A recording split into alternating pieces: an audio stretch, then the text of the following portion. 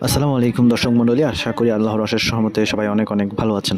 আমরা যাচ্ছি সিলেট, এখন আসছি চট্টগ্রাম রেলওয়ে স্টেশন। আসসালামু আলাইকুম, আমি সিলেট যাচ্ছি এই প্রথমবারের মতো। ইনশাআল্লাহ একটা ভালো ট্যুর হবে। এটা চট্টগ্রাম রেলওয়ে স্টেশন, আমরা যাচ্ছি উদয়ন এক্সপ্রেসে করে। আমার সাথে কিছুক্ষণ পরে ইকরাম এসে যোগ দেয়, আমাদের মাঝে তানিমও চলে আসে। আমরা রেলওয়ে স্টেশনে সময় মতো পৌঁছাই, কিন্তু সিলেটের উদ্দেশ্যে আমাদের ট্রেন প্রায় ছাড়তে 1 থেকে 1.5 ঘন্টা দেরি করে। আমরা ট্রেনের সিটে বসে অপেক্ষা করতে থাকি। রাতের দিকে যখন আমাদের ট্রেন সিলেটের উদ্দেশ্যে যাত্রা শুরু করে, আমরা আশেপাশের ট্রেনের দৃশ্য, ভেতরের দৃশ্যগুলো উপভোগ করে করে সামনে এগোতে থাকি। রাতে আসলে ট্রেনের মধ্যে ঘুমিয়ে যাই, এবং আমি যখন ঘুম থেকে চোখ খুলি তখন প্রায় ভোর হয়ে গেছে। আমার বন্ধুরা যদিও ঘুমিয়েছিল। সিলেট ভ্রমণের সময় সকালবেলা আপনি যদি আমার বন্ধুদের মতো এভাবে ঘুমিয়ে থাকেন, তবে অনেক সুন্দর সুন্দর কিছু দৃশ্য মিস করবেন। চলুন দেখতে থাকি এই সুন্দর দৃশ্যগুলো। আমাদের ট্রেন সকালবেলা যখন শ্রীমঙ্গল পার হচ্ছিল, এই দৃশ্যটা সত্যি অসাধারণ। ট্রেন থেকে এত সুন্দর করে চা বাগানগুলো দেখা যাচ্ছিল, সাথে বৃষ্টিও হচ্ছিল। সব কিছু মিলিয়ে প্রকৃতির এই রূপ সত্যি অসাধারণ ছিল। আমার বন্ধুরা ঘুম থাকলেও আমি কিন্তু আমার ট্রেন জার্নিটা আলহামদুলিল্লাহ অনেক উপভোগ করছিলাম। এই জায়গাটি আমার কাছে খুবই সুন্দর লেগেছে, কারণ চা বাগানের মাঝখান দিয়ে ট্রেন চলে যাচ্ছিল, আশেপাশে সবুজ পরিবেশ, চা বাগান, এক কথায় সব কিছু মিলিয়ে এত অসাধারণ লাগছিল, মাশাআল্লাহ।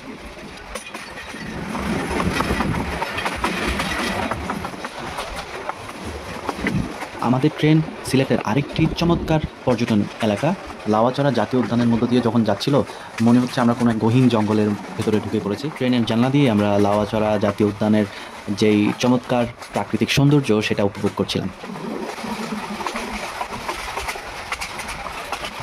প্রাকৃতিক সৌন্দর্য দেখতে দেখতে আমরা কমলগঞ্জ উপজেলার শমশেরনগর রেলওয়ে স্টেশন পার হয়ে আরও অনেক চা বাগানের দৃশ্য দেখতে থাকি। যতই পার হচ্ছিলাম, চা বাগান যেন শেষই হয় না, একটার চেয়ে একটা সুন্দর, এবং সব কিছুই ট্রেন থেকে খুব সুন্দর দেখা যাচ্ছিল, খুবই ভালো লাগছিল। অনেক উপভোগ করেছিলাম সিলেটের এই ট্রেন ভ্রমণটা। দেখতে দেখতে সকালে আমরা সিলেট রেলওয়ে স্টেশনে চলে আসি। আমরা আমাদের ব্যাগ নিয়ে রেল স্টেশনে নেমে পড়ি, এবং এখান থেকে আমরা আমাদের যেখানে গন্তব্য সেখানে যাওয়ার জন্য রেল স্টেশন থেকে বের হতে থাকি এবং রেল স্টেশনের সৌন্দর্য উপভোগ করতে থাকি। এটা হচ্ছে সিলেট রেলওয়ে স্টেশন। স্টেশন থেকে বের হয়ে আমরা আমাদের নির্ধারিত গাড়িতে আমরা আমাদের হোটেলে চলে আসি। এটা হচ্ছে আমাদের আজকের হোটেল রুম। আমাদের 3 জনের জন্য এই রুমটা দিছে, ওয়েল ডেকোরেটেড। সকালের নাস্তা করতে বের হবো এখান থেকে। এখন প্রায় 11টা, 8-9 মিনিট আছে। হোটেলের 10 তলা থেকে সিলেট শহর এবং বিশাল এই দিঘি দেখতে চমৎকার লাগছিল। সিলেটে ঘোরার জন্য এটা আমাদের বাস। আমরা সকালে পানসি রেস্টুরেন্টে আমাদের সকালের নাস্তা সেরে নিলাম। খাবারগুলো খুবই মজা ছিল, ভালো ছিল এবং গরম ছিল। নাস্তা শেষ করে আমরা আমাদের প্রথম গন্তব্য লালা খালের দিকে রওনা দিই। আমরা হাতের বাম পাশে যেটা দেখতে পাচ্ছি এটা হচ্ছে সিলেট ক্যান্টনমেন্ট। এটা বাংলাদেশের অন্যতম সুন্দর একটা ক্যান্টনমেন্ট। আমরা লালাখালের উদ্দেশ্যে যাচ্ছি। এটা হচ্ছে লালাখাল। এটার বিশেষত্ব হচ্ছে পানিগুলো নীল রঙের। এখন আমরা এই লালাখালে কিছুক্ষণ সময় কাটাবো। অনেকগুলো বোট। লালাখাল সিলেটের জৈন্তাপুর উপজেলার একটি পর্যটন এলাকা। নাম যদিও খাল, কিন্তু এটি আসলে একটি নদীরই অংশ। এই নদীর প্রধান বৈশিষ্ট্য হচ্ছে পানির স্বচ্ছ নীল রং, যেটি ভারতের ছেড়াপুঞ্জি পাহাড় থেকে উৎপন্ন হয়ে বাংলাদেশের মধ্য দিয়ে প্রবাহিত হয়েছে। আমরা যতই সামনে এগোচ্ছিলাম, পানি ততই স্বচ্ছ নীল রং ধারণ করছিল।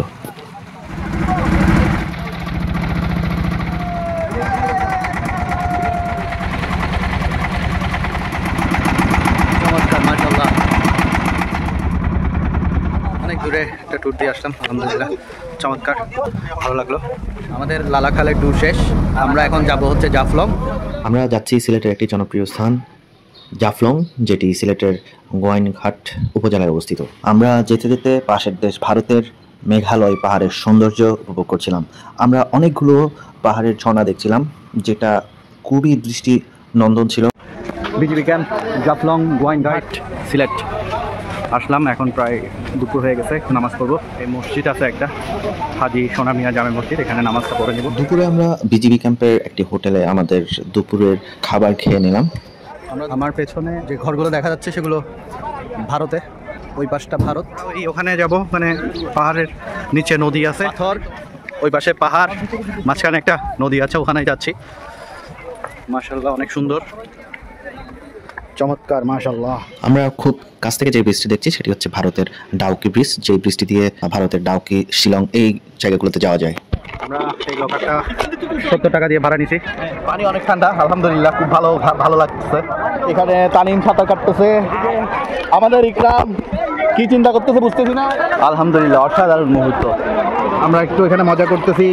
ভারতের পতাকা, ওইটা হচ্ছে ভারতের সীমানা, আর একেবারে বাংলাদেশ, জাফলংয়ের, সিলেটের, বাংলাদেশ, ভারত। আসলে বাংলাদেশটা অনেক সুন্দর, তো সিলেট উপভোগ করছি অনেক, আলহামদুলিল্লাহ। আমরা জাফলং যে বর্ডারের পাশে, ওখানে ঘুরে এখন চলে আসতেছি। খুব চমৎকার, এখান থেকে 0 পয়েন্ট জাফলং। এক ভাই ছবি তুলতেছে।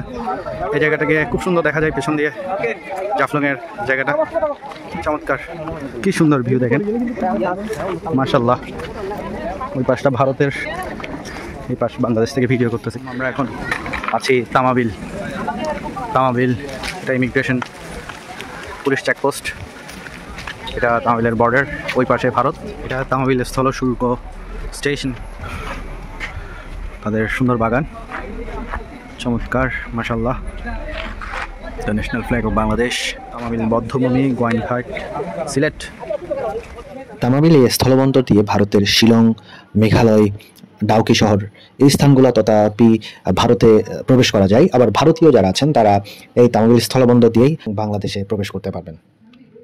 তো আমাদের তামাবিলের ঘোরাঘুরি শেষ, এখন আমরা হোটেলের উদ্দেশ্যে রওনা দিব। এখন আমরা প্রকৃতি দেখতে দেখতে যাবো, সবাই ক্লান্ত। আলহামদুলিল্লাহ, আমরা জাফলং, তামাবিল, লালাখাল সব ঘুরে এখন আবার হোটেলে চলে আসছি। এখন 7:34 হয়ে গেছে। আমি আমার জানলার পাশের ভিউটা দেখাইতে চাই, জানলা থেকে 10 তলার উপর থেকে ভিউ। আমরা রাত 9টা করে আমাদের রাতের খাবারটা খেয়ে নিই। রাতে আমরা 3 বন্ধু মিলে রিকশায় ঘোরাঘুরি করি। এরপর আমরা হজরত শাহজালালের দরগাতে আসি ওনার মাজার জিয়ারত করার উদ্দেশ্যে। এখানে এসে একটা খুব চমৎকার বিষয় দেখলাম, সেটা হচ্ছে অনেক কবুতর এই ভবনটিতে বিশ্রাম নিচ্ছিল। এই দৃশ্যটা সত্যি খুবই ভালো লেগেছে। আমরা এখানে কিছুক্ষণ সময় কাটিয়ে আবার হোটেলে চলে যাই। সকালে ঘুম থেকে উঠেই আমরা দ্বিতীয় দিনের মতো প্রস্তুতি নিয়ে নেই ঘোরার জন্য। আমরা সকালের নাস্তাটা হোটেলেই করে নেই। দ্বিতীয় দিনের যাত্রা শুরু করেছি। এটা মুসলিম সাহিত্য সংসদ সিলেট, যেটা 1936 সালে প্রতিষ্ঠিত হয়েছে। অনেক পুরাতন একটা সংসদ। আমরা এখন আসছি মালনী ছড়া চা বাগান, সিলেট। চা বাগানটার বিশাল পরিসর, মালনী ছড়া চা বাগান, বিশাল অনেক চা বাগান। যদি আমরা পুরোটা ঘুরতে পারতেছি না, যেহেতু আমাদের সময় সংক্ষিপ্ত, তারপর আপনাদের দেখানোর চেষ্টা করি। বিশাল চা বাগান, চারপাশটা জুড়েই চা বাগানটা অনেক। আমরা যখন বাসে আসতেছিলাম, পুরো অংশটা জুড়েই ছিল চা বাগান, অত্যন্ত চমৎকার। উইকিপিডিয়া থেকে আমি যতটুকু জানতে পারলাম, মালনীছড়া চা বাগান বাংলাদেশ তথা উপমহাদেশের বৃহত্তম এবং সর্বপ্রথম প্রতিষ্ঠিত চা বাগান। শ্রীমঙ্গলকে চায়ের দেশ বলা হলেও সিলেটের এই চা বাগান থেকেই চা চাষের গোড়াপত্তন শুরু হয়, যা এখন ইতিহাস ও ঐতিহ্যের অংশ। সিলেটের অন্যতম একটি পর্যটন এলাকা রাতারগুল সোয়াম ফরেস্ট, যেটি সিলেটের গোয়াইনঘাট উপজেলায় অবস্থিত। রাতারগুল সোয়াম ফরেস্টে যাওয়ার পথে আমরা গ্রামীণ একটা পরিবেশ পেয়েছিলাম। গ্রামীণ রাস্তাঘাট পার হয়ে আমরা রাতারগুলের দিকে যাচ্ছিলাম। রাতারগুলের উদ্দেশ্যে এখান থেকে রওনা দিব। এই ঘাট থেকে রাতারগুলে যাওয়ার জন্য আমরা যে নৌকাঘাটে পৌঁছাই, নৌকাঘাটটির নাম চৌরঙ্গি নৌকাঘাট। আমরা যখন এই নৌকাঘাটে পৌঁছাই, এর কিছুক্ষণ পরেই আসলে মুষলধারে বৃষ্টি শুরু হয়ে যায়, যার কারণে আমরা আশেপাশের পরিবেশগুলো একটু উপভোগ করতে থাকি এবং বৃষ্টি কমার জন্য অপেক্ষা করতে থাকি। বৃষ্টি যখন একটু কমে তখন আমরা এই নৌকাঘাট থেকে এক নৌকায় উঠি এবং আমরা রাতারগুলের উদ্দেশ্যে রওনা দিই। রাতারগুলে যাওয়ার পথে আমরা নৌকা ভ্রমণটা খুব উপভোগ করছিলাম, কারণ আশেপাশের পরিবেশ চমৎকার ছিল। তারপর গুড়ি গুড়ি বৃষ্টি হচ্ছিল। নদীর সরু অংশ পার হয়ে আমরা একটু বড় অংশে চলে আসি। এরপরেই মূলত আমরা রাতারগুল সোয়াম ফরেস্টের বিশেষ জীববৈচিত্র্যপূর্ণ সেই অংশটাতে চলে আসি। রাতারগুলের এই জায়গাটিতে এসে আমরা অনেক বড় বড় গাছ দেখতে পাচ্ছিলাম, শিকড়গুলো দেখা যাচ্ছিল, যেটা দেখতে অত্যন্ত চমৎকার ছিল। এবং আমরা এই জায়গায় এসে সবাই ছবি তোলায় একটু ব্যস্ত হয়ে পড়লাম। আমরা খুবই উপভোগ করছিলাম রাতারগুলের এই দৃশ্যগুলো। রাতারগুলের এই জলাবনটি বাংলাদেশের একটি মিঠা পানির জলাবন। এই জায়গায় নেমে আমরা কিছুক্ষণ সময় কাটিয়েছি, যদিও অনেক কাদা ছিল।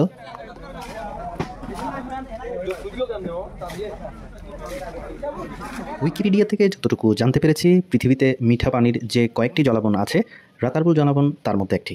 একে রাতারগুল সোয়াম ফরেস্ট হিসেবেও অভিহিত করা হয়ে থাকে। এর 504 একর এলাকাকে বাংলাদেশ সরকার 1973 সালে বন্যপ্রাণীর অভয়ারণ্য হিসেবে ঘোষণা করে। এছাড়াও 31 মে 2015 সালে বাংলাদেশের বন অধিদপ্তর 204.25 হেক্টর বনভূমিকে বিশেষ জীববৈচিত্র্য সংরক্ষণ এলাকা হিসেবে ঘোষণা করে। আমরা সবাই মিলে নৌকা ভ্রমণটা খুবই উপভোগ করছিলাম, সাথে সাথে আশেপাশের জীববৈচিত্র্যময় পরিবেশ ছিল সত্যিই অসাধারণ। আশেপাশের মনোমুগ্ধকর প্রাকৃতিক পরিবেশ দেখতে দেখতে মাঝি ভাই তার নৌকা নিয়ে আমাদেরকে ঘাটের দিকে নিয়ে যেতে থাকে। আজকে আমরা যাচ্ছি সিলেটের অন্যতম একটি দর্শনীয় স্থান ভোলাগঞ্জ, যেটি সিলেটের কোম্পানিগঞ্জ উপজেলায় অবস্থিত। পথে যেতে যেতে আমরা ভারতের পাহাড়ের সৌন্দর্য উপভোগ করছিলাম, সাথে সাথে আমরা দেখছিলাম সিলেটের হাইটেক পার্ক। আমরা এখন ভোলাগঞ্জে আসছি। আমরা এখান থেকে সাদা পাথর যাব প্রথমে। ভোলাগঞ্জে নেমে আমরা দুপুরের খাবারটা খেয়ে নিলাম। ভোলাগঞ্জে এখানে অনেক দোকানপাট রয়েছে, কেউ কিছু কিনতে চাইলে কেনা যাবে। এখানে অনেক পার্কিংয়ের সুব্যবস্থা, পাশাপাশি এখানে খাবারের অনেক দোকান। এখান থেকে আমরা সাদা পাথরের উদ্দেশ্যে বোটে উঠবো। আমরা এখন সাদা পাথরের ঘাটে চলে এসেছি। আমরা ভোলাগঞ্জের নৌকা ঘাট থেকে একটা নৌকাতে উঠলাম কয়েকজন মিলে। এখান থেকে আমরা সাদা পাথরের উদ্দেশ্যে রওনা দিব। নৌকায় যেতে যেতে আমরা ভারতের মেঘালয় পাহাড়ের চমৎকার সৌন্দর্য উপভোগ করছিলাম।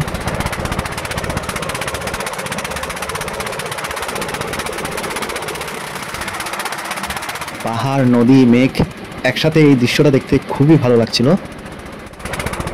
আমরা ভোলাগঞ্জ থেকে 10 মিনিট বোট রাইড করে এখন এসেছি সাদা পাথর যে অংশটাতে আছে সেই অংশে। ওটা হচ্ছে ভারতের পাহাড়।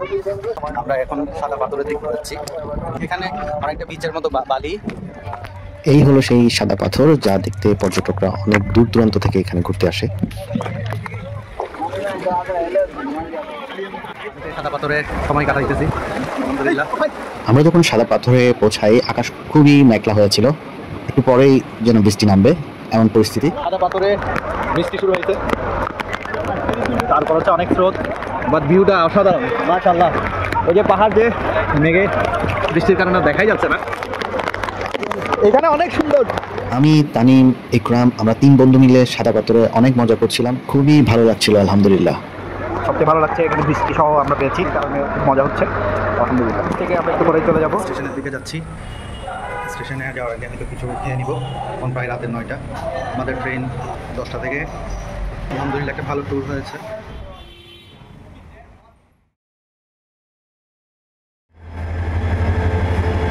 আমরা এখন সিলেট রেলওয়ে স্টেশনে। আমরা একটু পর চট্টগ্রামের উদ্দেশ্যে রওনা দিব। আলহামদুলিল্লাহ 2 দিন ভালো সময় কাটিয়েছি। ইনশাল্লাহ যদি আল্লাহ হায়াত দেয় ভবিষ্যতে ইনশাল্লাহ আবার চেষ্টা করব। সবাই সে পর্যন্ত ভালো থাকবেন, সুস্থ থাকবেন সেই প্রত্যাশা রাখি। এই কামনা রেখে শেষ করছি। আসসালামু আলাইকুম ওয়া রাহমাতুল্লাহি ওয়া বারাকাতুহু।